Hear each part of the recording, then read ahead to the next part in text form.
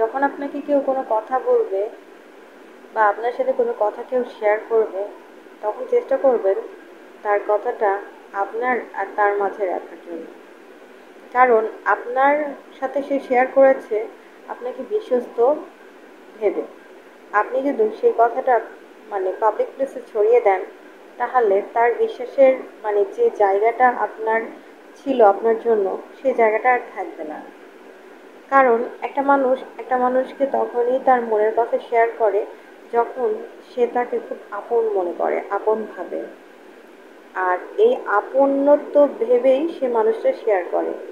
এটা ভেবে যদি আপনি মনে করেন যে তার এই কথাগুলো তার একটা দুর্বলতা, আমি পাবলিক প্লেসে ছড়াই দিই, এটাতে কোনো লাভ হবে না, বরং ক্ষতি হবে।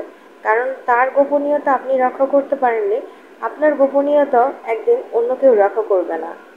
সময় মানুষকে কিন্তু প্রতিশোধ নেয়, সময় রূপ বদলায়। আপনার সময় আজকে আছে, আগামী দিন তারও সময় আসবে।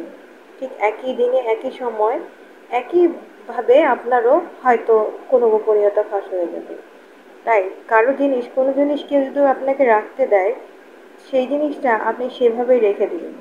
যদি সেটা খাবার জিনিসও হয়, তাহলে সেটাও সেভাবে রেখে দিবেন।